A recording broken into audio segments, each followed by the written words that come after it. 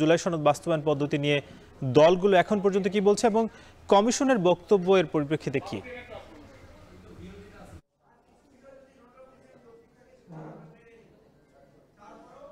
না সাকিব, সকালে আজকে যে বাস্তবায়ন নিয়ে যে বৈঠক সেটির শুরুতেই কিন্তু ঐকমত্য কমিশনের যিনি সহসভাপতি তিনি বলেছেন যে তিনি চান যে রাজনৈতিক দলগুলো একমত হোক এবং একমত হলেই যে সরকারের পক্ষে জুলাই সনদ বাস্তবায়ন করা সহজ হয় এটি এই বৈঠকের আগে প্রধান উপদেষ্টার সঙ্গে বৈঠক করে প্রধান উপদেষ্টা সেটি জানিয়েছেন। এটি এই রাজনৈতিক দলকে এই ঐকমত্য কমিশনের সহসভাপতি উনি প্রথমে এটি সহভাগ করেছেন।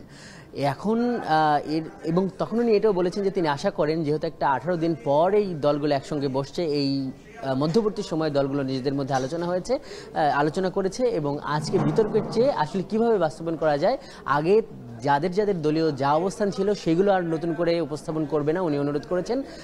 সবাই একটু দলগতভাবে ছাড় দিয়ে শহীদ যারা হয়েছেন এই গণঅভ্যুত্থানে তাদের আকাঙ্ক্ষা স্বপ্ন সামনে রেখে এই বিষয়গুলো বিবেচনা করবেন।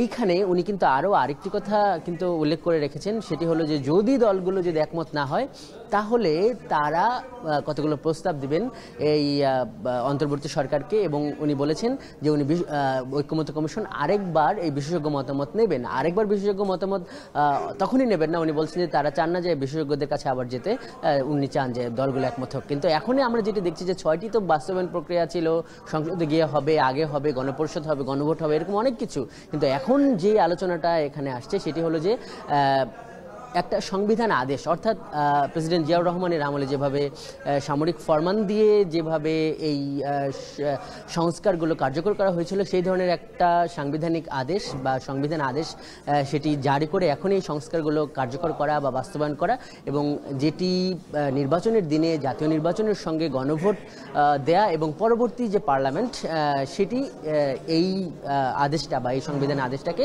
বৈধতা দেবে। তো এই নিয়ে মূলত বিতর্ক হচ্ছে। এখানে আমরা দেখলাম যে বিএনপির পক্ষ থেকে যিনি এখানে যোগ দিয়েছেন সালাউদ্দিন আহমেদ, উনি যেটি বললেন যে উনি গণভোট চান, সেটি আসলে এমনভাবে চান যে আরপিও গণপ্রতিনিধিত্ব আদেশ যেই আইনে নির্বাচন কমিশন চলে, নির্বাচন কমিশন যাতে গণভোট নিতে পারে সেই জন্য আরপিওর একটা সংশোধন চান এবং এরপর কিন্তু এই গণভোট যদি হয়ে যায় ইতিবাচক ফলাফল আসলে পরবর্তীতে কিন্তু যে পার্লামেন্ট আসবে তারা আর এই রায়কে অমান্য করতে পারবে না। তবে এটি আসলে পরবর্তী পার্লামেন্টের জন্য একদম কার্যকর হওয়ার ব্যাপারে রেখে দিতে যাচ্ছে না। অন্যান্য দলগুলো চাচ্ছে যে এখনই এগুলো কার্যকর হোক, পরবর্তী পার্লামেন্ট যথারীতি এটিকে অনুমোদন দেবে এবং গণভোট হতে পারে, কিন্তু আগে কার্যকর চায় এই সংবিধান আদেশ। এর পক্ষে কিন্তু বেশিরভাগ দল এবং যেটি কিন্তু ঐকমত্য কমিশনকে বিশেষজ্ঞরাও জানিয়েছেন বা এইভাবে মতামত দিয়েছিলেন। তো এভাবে দলগুলো এখন ব্রিফিং করছে, মধ্যাহ্নের বিরতি চলছে। আমরা পরবর্তীতে আরো খবর জানিয়ে দিতে পারবো। সাকিব, জুলাই সনদ বাস্তবায়ন প্রক্রিয়া নিয়ে আলোচনা করছে ঐকমত্য কমিশন, সে খবর জানাচ্ছিলেন আজহার লিমন। এর আগে প্রধান